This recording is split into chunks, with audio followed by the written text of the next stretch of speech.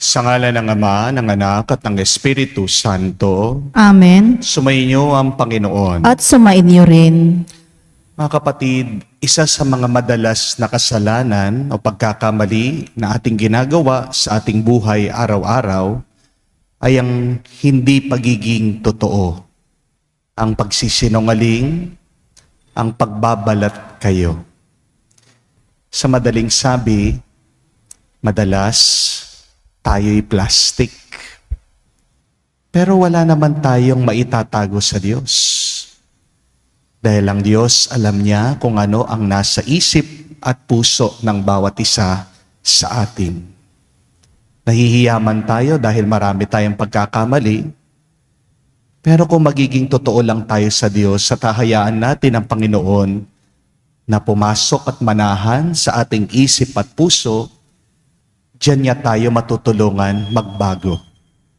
Kaya naman sa banal na misang ito, buksan natin ulit ang ating mga isip at puso sa Kanya para tulungan tayo sa buhay ng pagpapakabanal. Tulungan tayong maging mas malapit sa Kanya para mabago niya tayo. Hindi lang sa mukha niya, kundi sa wangis niya.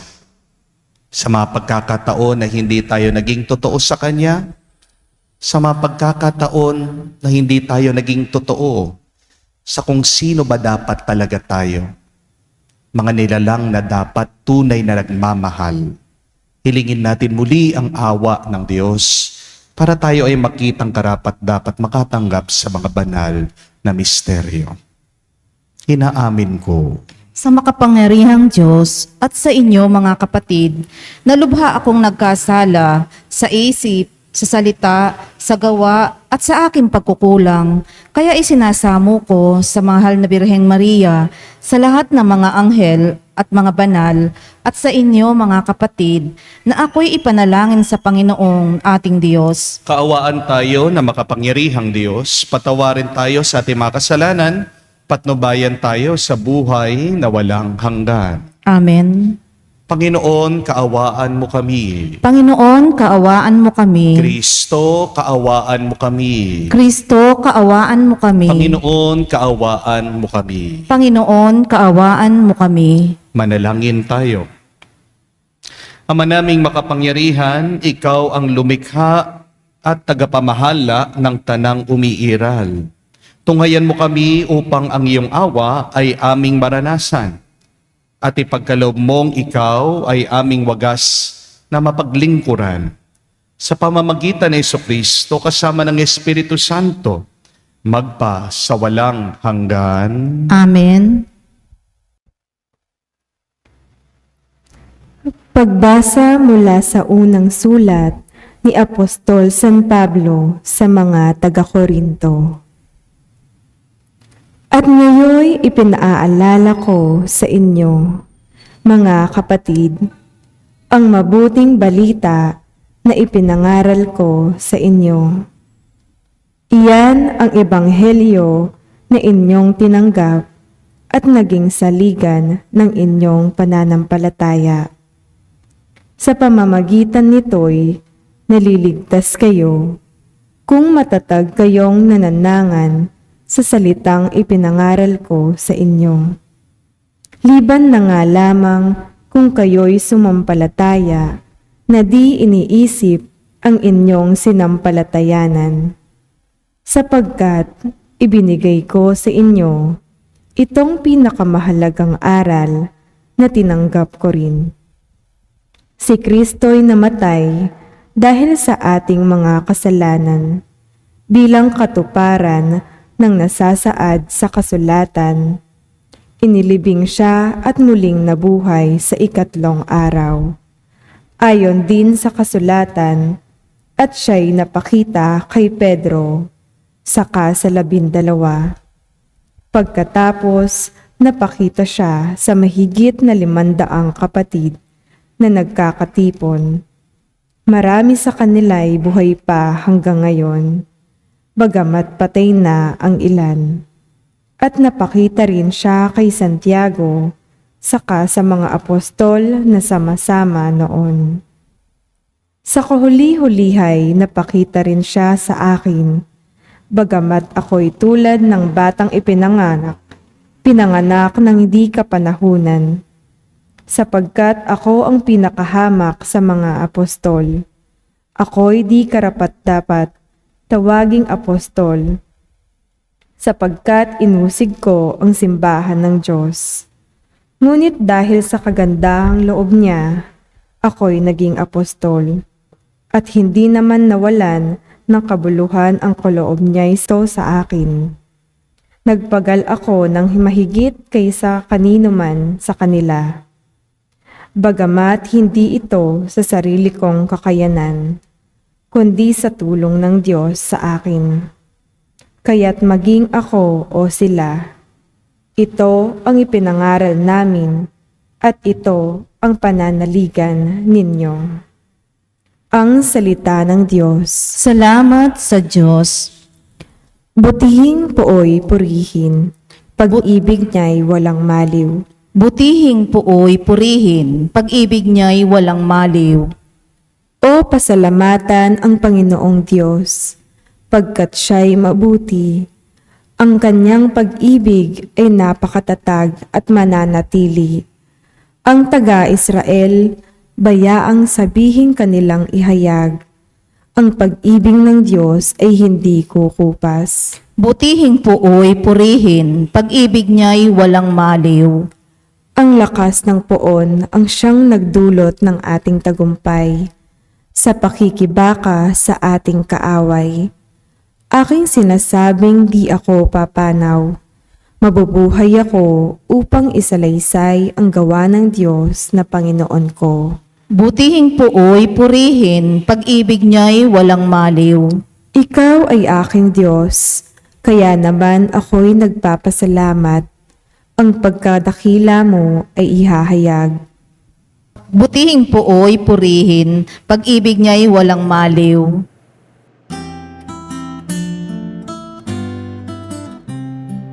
Alleluia, alleluia, alleluia, alleluia, alleluia, alleluia, alleluia, alleluia, alleluia, alleluia, alleluia. Kayong mabigat ang pasan ay kay Jesus maglapitan upang kayo'y masiyahan. Aleluya, aleluya. Sumainyo ang Panginoon. At sumainyo rin. Ang mabuting balita ng Panginoon ayon kay San Lucas. Papuri sa iyo, Panginoon. Noong panong yon, inanyayahan si Jesus ng isang pariseo upang makasalo niya. Pumaroon siya sa bahay nito at dumulog sa hapag. Sa bayang yon ay may isang babae na kilalang makasalanan. Nabalitaan niyang kumakain si Jesus sa bahay ng pariseo, kaya't nagdala siya ng pabaong nasa sisidlang alabastro. At lumapit siya sa likuran ni Jesus sa gawaing paanan.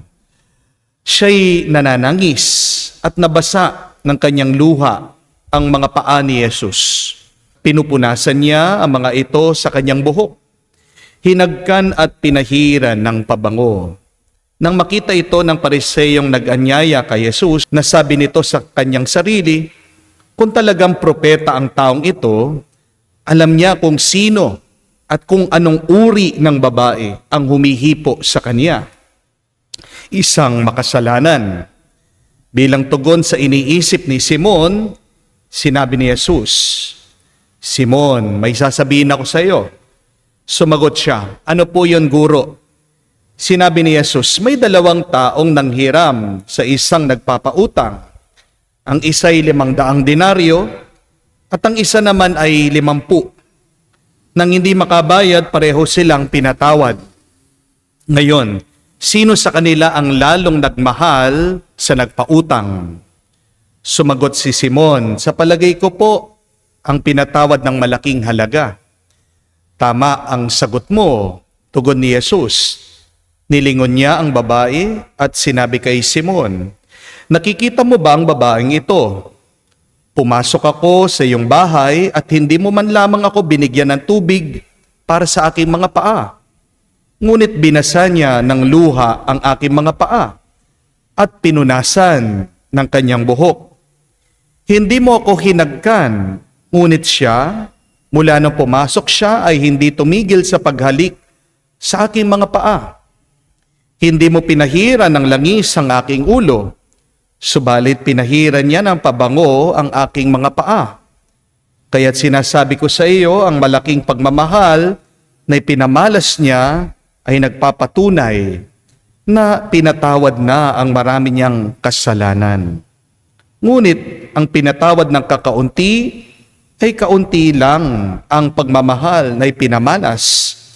Saka sinabi ng babae, pinatawad na ang iyong kasalanan. Ang kanyang mga kasalo sa pagkain ay nagsimulang magtanong sa sarili, sino ba ito pati pagpapatawad sa kasalanan ay pinangangahasan? Ngunit sinabi ni Jesus sa babae, niligtas ka ng iyong pananalig. Yumaon ka at ipanatag mo ang iyong kalooban. Mga kapatid, ang mabuting balita ng ating Panginoon. Pinupuri ka namin, Panginoong Hesus Kristo. Magandang araw po muli sa inyong lahat. Dito po sa parokya, kapag ako po ay nagmimisa, madalas meron pong isang aso na pumapasok. At pag ako po ay nag-homily na, itong aso ay hihiga na dito sa harap. Sabi po ng ibang parishioner, Father, bakit hindi niyo po bulyawan yang aso? Bakit hindi niyo po paalisin? Nakakahiya po sa ibang bisita, sa mga ibang followers at nagsisimba. Ang baho-baho po nung aso. Nakaka-distract po yung aso. Ang sagot ko naman po, alam nyo, mas gusto ko na yung aso sa simbahan kesa sa taong napipilitang magdasal at magsimba, kesa sa tao na pumapasok sa loob ng simbahan at nakikipagplastikan lang. Amen? May kamukha pong turo si San Agustin tungkol dito. Sabi po ni San Agustin, napakaganda. Mas gusto pang pinakikinggan ng Diyos ang tahol ng aso kesa sa dasal ng isang tao na kung saan hindi niya nararamdaman yung kanyang ginagawa, yung kanyang pananalangin, yung kanyang pagsamba sa Diyos. God would rather listen to the barking of a dog rather than the automatic and the heartless prayer of a person. Ano pong ibig sabihin nito? Mas ikinatutuwa ng Diyos ang pagtahol ng aso dahil at least dun sa kanyang pagtahol, yun yung totoo. Yun yung kanyang kalikasan, yun yung kanyang nararamdaman. Yun lang ang kaya niyang ipakita sa Diyos. Pero naiinis ang Diyos kapag ang nagdarasal ay wala sa kanyang puso. Pag ang isang taong nananalangin ay wala naman talaga sa kanyang loob. Hindi po ba madalas? Diyan din nagagalit si Jesus sa mga Pariseo dahil ang kanilang pagsamba ay pagpapakitang tao lang. Wala naman po tayong maitatago sa Diyos. Dahil ang ating Diyos ay isang Diyos na nakakabasa ng isip at ng puso. Yan po ang ating narinig sa nabasang Ebanghelyo. We have a God who knows and who can read the minds and the hearts of men.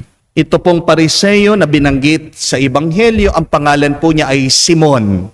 Huwag po kayong magkakamali. Baka malito kayo, kala nyo itong Simon na binabanggit sa ating nabasa ay si Simon Pedro. No. Itong Simon na tinawag ni Jesus ay isang Pariseo.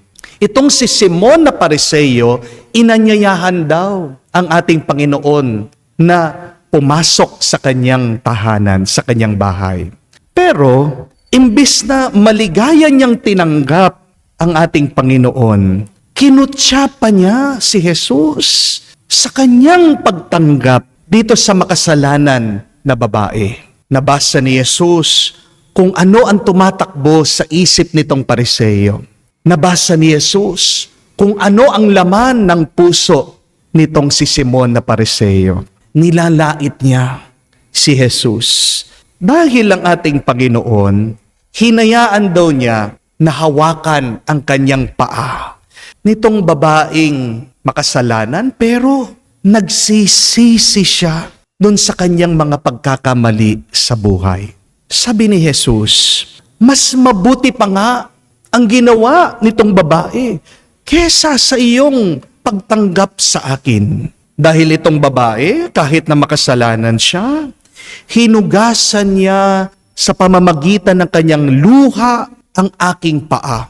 Habang ikaw kahit tubig hindi mo ko binigyan. Itong babae, pinaghahalik ang aking paa.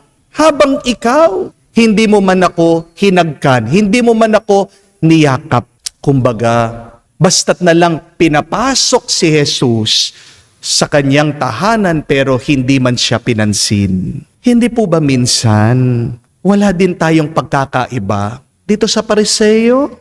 Tinatanggap natin ang Diyos sa ating buhay. Sinasabi natin na tayo ay sumasampalataya at nananalig sa Kanya. Pero madalas, sa ating pang-araw-araw na buhay, hindi man natin siya pinapansin. Malapit nga tayo sa Diyos. Pero minsan, malayo naman ang ating mga puso at isip sa Kanya. Pumapasok tayo madalas sa bahay ng Diyos.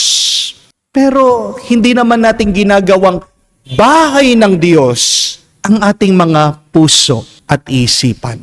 Naniniwala tayo na ang Diyos ay totoo, pero hindi naman tayo nagiging totoo sa Kanya. Totoo naman po, nagkakamali tayo. Totoo naman po, nagkakasala tayo. Totoo naman po, hindi natin ginagawa ang kagustuhan ng Diyos araw-araw. Pero ang tanging nais lang ng Diyos ay ang palagi tayong makiugnay sa Kanya. Sa gitna ng ating mga pagkukulang, nais pa rin ng Diyos na buksan natin ang ating isip at puso sa Kanya. Meron po ako napanood na isang interview tungkol po sa isang atheist o non-believer. Kinakwento po nitong taong ito kung paano daw siya nakonverte, nagbago, at nahikayat na maging Katoliko.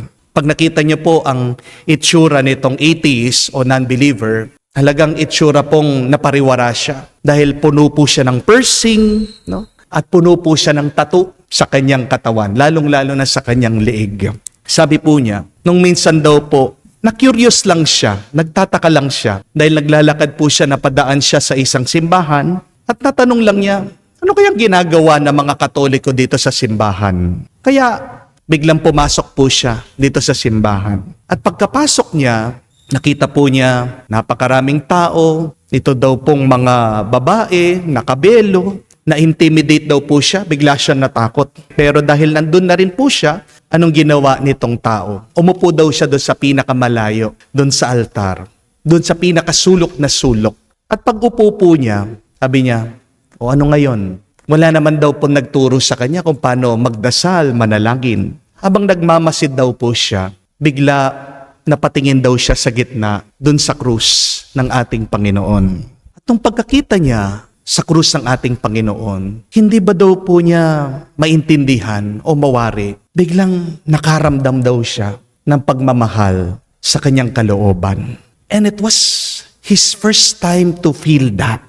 Dahil po, dun sa kakaibang naramdaman niya, bigla daw pong tumulo yung kanyang mga luha. Dahil po, buong buhay niya, wala daw po siyang nararamdaman na nagmamahal sa kanya, tumanggap sa kanya. First time daw po na naramdaman niya na parang merong papahalaga sa kanya. Kaya mag-umpisa daw po doon sa karanasan na yon. Araw-araw na daw siya na pumapasok sa simbahan. Araw-araw daw po siyang nagsisimba. Mag-umpisa po noon, sinubukan po niya kung paano magdasal at panalangin. Tingnan niyo po yon mga kapatid. Yung kanyang pagpasok sa simbahan ay umpisa lang. Pero paano naging makabuluhan yung kanyang paglapit sa Diyos? Sa pamamagitan ng paglapit ng kanyang isip at puso sa Diyos. Tandaan niyo po ito. Hindi naman po lahat na pumapasok sa simbahan ay nagpapapasok ng Diyos sa kanilang mga kalooban. Not everybody who enters God's house allow God to enter their hearts. Yes, to enter the church is important. But you know what?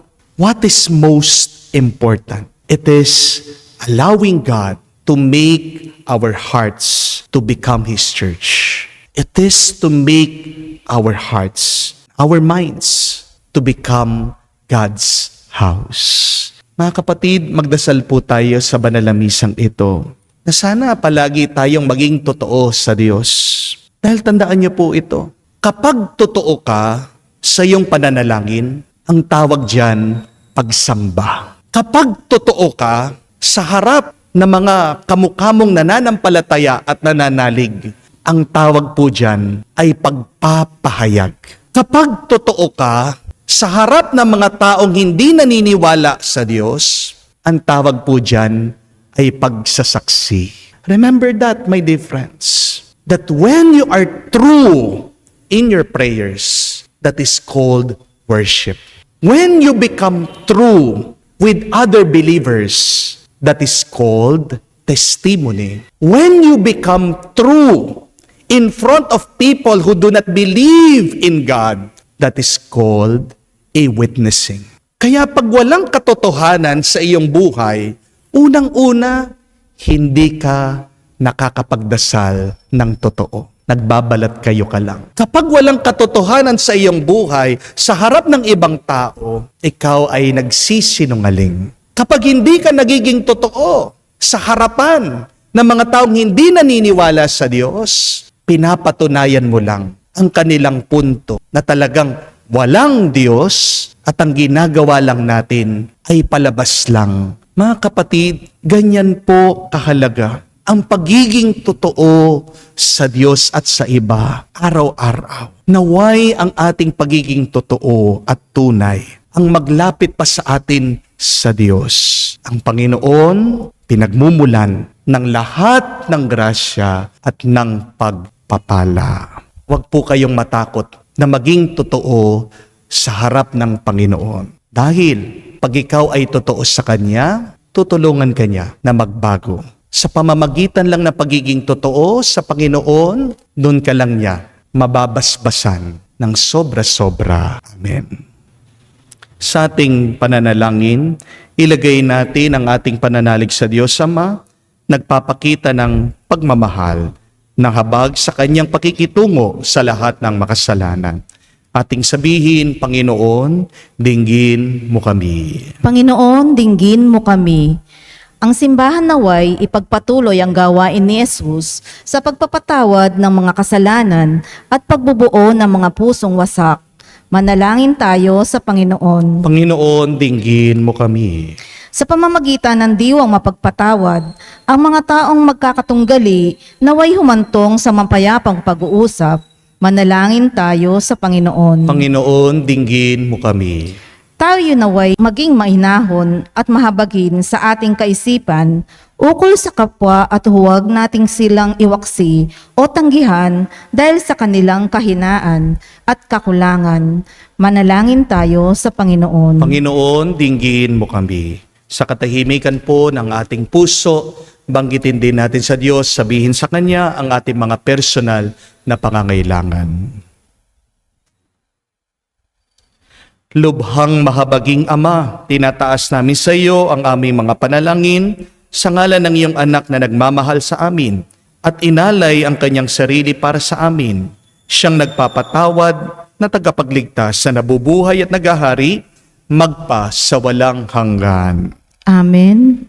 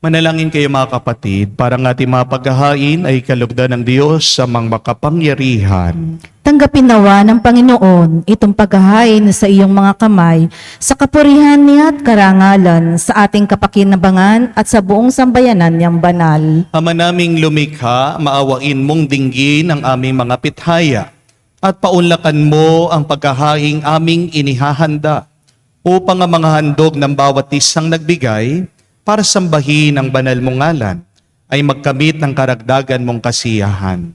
Sa pamamagitan ni Jesucristo kasama ng Espiritu Santo, magpa sa walang hanggan. Amen. Sumainyo ang Panginoon. At sumainyo rin. Itaas sa Diyos sa inyong mga puso at diwa. Itinaas na namin sa Panginoon. Pasalamatan natin ang Panginoong ating Diyos. Marapat na siya ay pasalamatan. Ama naming makapangyarihan, tunay nga marapat ikaw ang aming pasalamatan. Nasa iyong aming buhay, pagkilos at pag-iral. Sa pamumuhay namin araw-araw, tinatamasa namin ang iyong pagmamahal.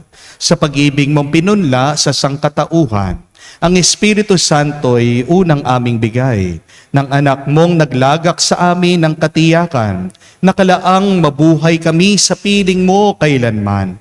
Kaya kaisa na manghel ang sisiawit ng papuri sa iyo, nang walang humpay sa kalangitan. Kami nagbubunyi sa iyong kadakilaan.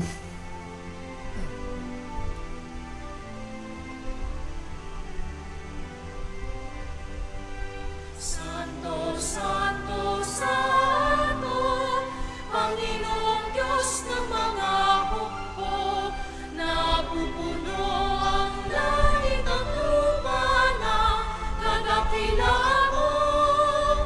Hosana, Hosana, sa kaitaasan, pinagpala ang naparirito. Sa ngalan ng Panginoon, Hosana, Hosana, sa kaitaasan, Hosana, Hosana, sa kaitaasan.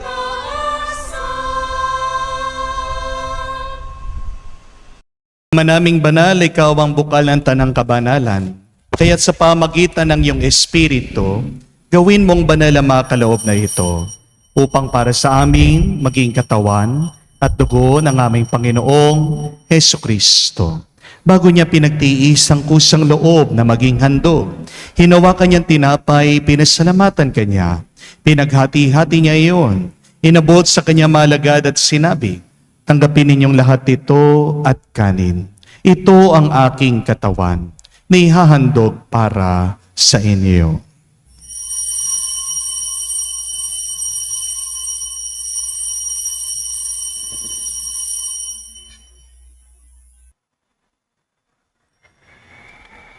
Gayon din naman, matapos ang hapunan, hinawakan niya ang kalis, muli kanyang pinasalamatan. Inabot niya ang kalis sa kanya malagad at sinabi, tanggapin ninyong lahat ito at inumin. Itong kalis ng aking dugo, ng bago at walang hanggang tipan. Ang aking dugo na ibunubuhos para sa inyo at para sa lahat. Ipagpapatawad ng mga kasalanan. Gawin ninyo ito sa pag-alaala sa akin.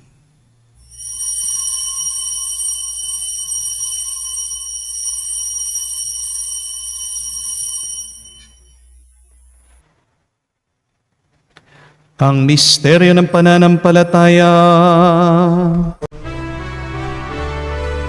Aming ipinahayag na namatay ang iyong anak, nabuhay bilang Mesiyas at magbabalik sa wakas para mahayag sa lahat.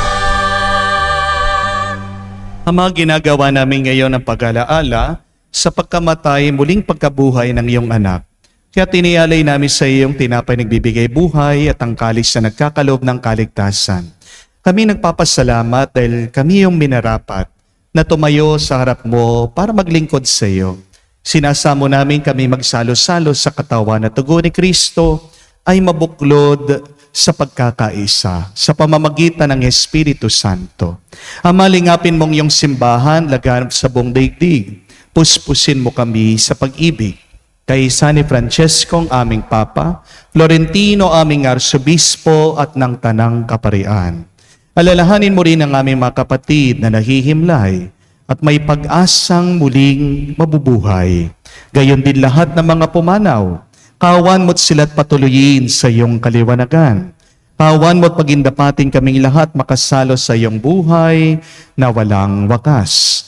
Kaisa na mahal na Birhen Maria, Ina ng Diyos, kaisa na mga apostol at lahat ng mga banal na namuhay dito sa daigdig na kalugod-lugod sa iyo.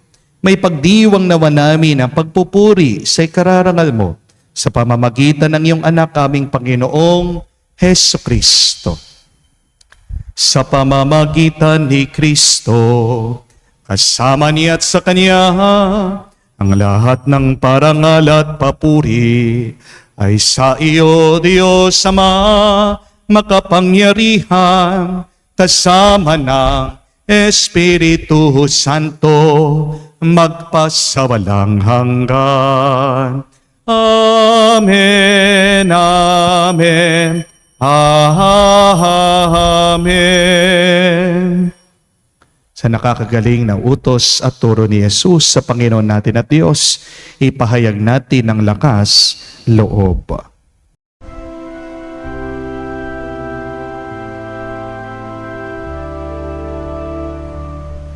Ama namin, sumasalangit ka, sambahin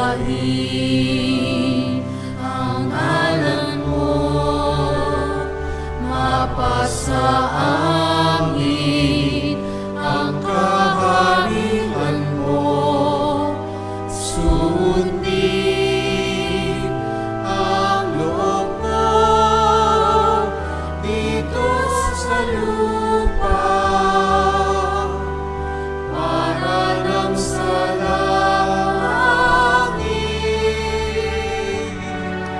Bigyan mo kami ngayon ng aming kakanin sa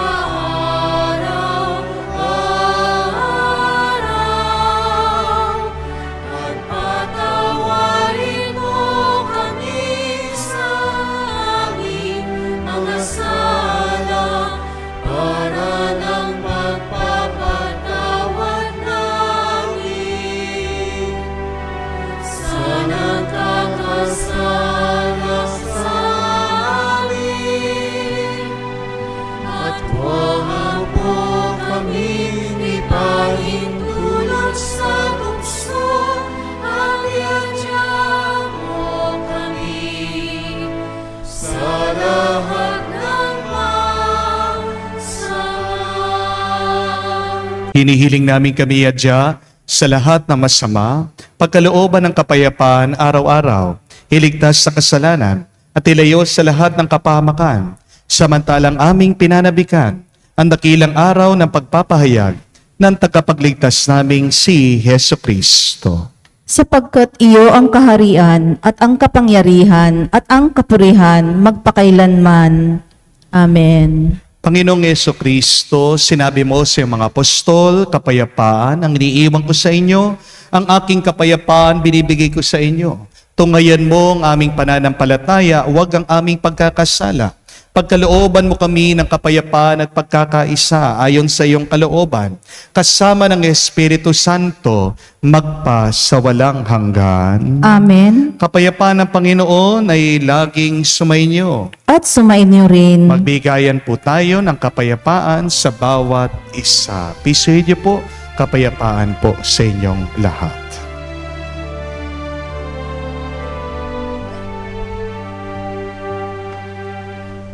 Kordero ng Diyos na nag-aalis ng mga kasalanan ng sanlibutan, maawa ka sa amin, maawa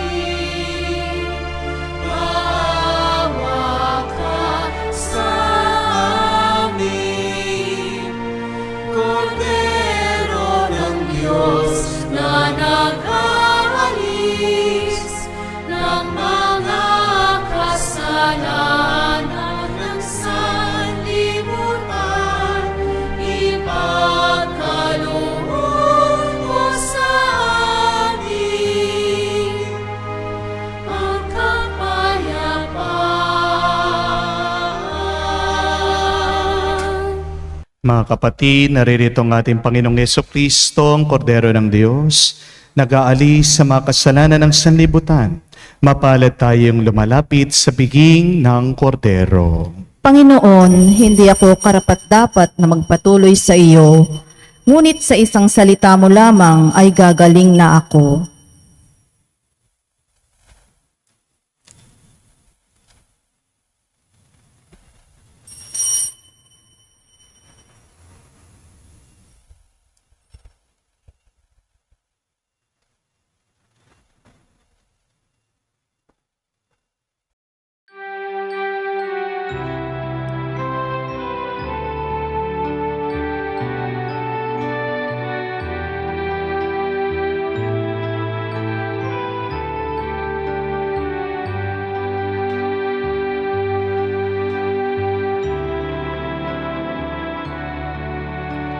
Alam mong pagkatao ko,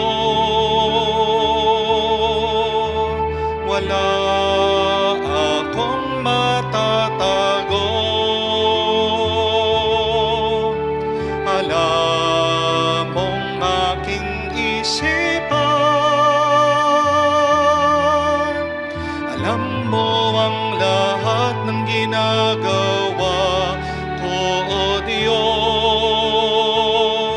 Gabayan mo ko, Diyos, sa buhay na ito. Ilapit mo ako sa pagmamahal mo. Dalhin mo ko, Panginoon, sa kalangitan. Buhay kasama mo. Manalangin tayo. Ama naming mapagmahal, ang aming kalooban naway pagharian ng aming tinanggap na pakikinabang, upang wag ang diwa namin ang umiral, kundi ang bunga ng pagdiriwang ang laging mamayani sa amin, sa pamamagitan ni Jesucristo kasama ng Espiritu Santo, magpa sa walang hanggan. Amen. May napakaganda pong kahulugan ng panalangin na isinulat at binigay ng namayapang Heswita, si Father Thomas Green. Sabi niya, that prayer is the opening of one's mind and heart to God. Napakaganda po, no? Ang pananalangin, pagdarasal at pagsamba sa Diyos ay hindi lang pagbubukas ng ating mga bibig, kundi pagbubukas ng ating mga isip at puso sa Diyos. Mga kapatid, kung gusto niyo pong maranasan yung pagmamahal ng Diyos, kung gusto niyong maranasan ang kanyang pagpapala at bendisyon, kahit na tayo ay nahihiya dahil sa ating mga pagkakamali, dahil sa ating mga kahinaan, dahil sa ating mga kasalanan, palagi nating buksan ang ating mga isip at puso sa Kanya, maging totoo tayo sa Kanya. Huwag lang natin sabihin kung ano ang ating mga problema. Pakita mo lahat kung anong iyong pinagdadaanan. Nahihirapan ka man sa iyong sakit, malapit ka ng sumuko, nawawalan ka ng pag-asa, nalulungkot ka, pati din ang iyong mga tuwa, pati din ang iyong mga tagumpay, ang iyong galak. Kahit na wala kang naiisip, kahit na mga normal mong ginagawa, sabihin mo sa Diyos, buksan mo sa Diyos, kinatutuwa niya yan. At tingnan mo kung ano ang magiging epekto sa iyong buhay. Magkakaroon ka ng malaking pagbabago. Kaya nga po, sa maghapon na ito, bigyan niyo po ang iyong sarili ng pagkakataon na buksan ang iyong isip at puso sa Diyos. Kahit na ano, sabihin niyo sa Diyos. Makikita niyo na makakaranas kayo ng kapayapaan at ng tuwa galing sa Kanya. Kinatutuwa ng Diyos ay hindi yung kung ano yung ginagawa natin. Ang kinatutuwa ng Diyos ay yung ating pag-ibig at pagmamahal sa Kanya. Aanuhin ng Diyos ang ating pagsisimba, ang ating pagrorosaryo, ang ating pagnonobena, kung malayo naman ang ating puso at isip sa Kanya. Naway sa ating pagpasok sa loob ng simbahan, maging tahanan din ng Diyos ang ating mga isip at puso para sa Kanya. Sumainyo ang Panginoon. At sumainyo rin. At kayo ay basbasan ng Diyos, makapangyarihan sa lahat, sa ngalan ng Ama, ng Anak, at ng Espiritu Santo. Amen. Ang ating misa ay natapos na. Humayo kayo sa kapayapaan ni Kristo. Salamat sa Diyos.